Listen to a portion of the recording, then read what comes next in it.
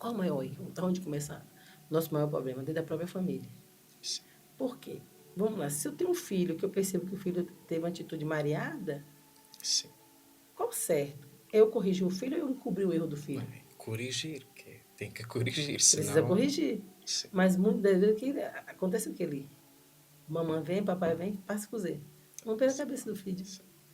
E aí o filho continua achando que a mim faz isso, mamãe, papá Sim. não corrige, então eles concordou comigo. Sim. Se ele concordou comigo, vai dar ousadia à criança continuar fazendo coisas piores. Sim. Você entende? Sim. Então, é o que nós trazemos para os pais. É corrigir mesmo. Mas não é o matar, né? Espancar, porque às vezes o pessoal acha que o Sim. espancar que vai resolver. Não é isso.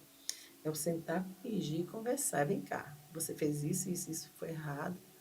E não pode. E começar a tirar coisas também, porque às vezes é isso que nós fazemos.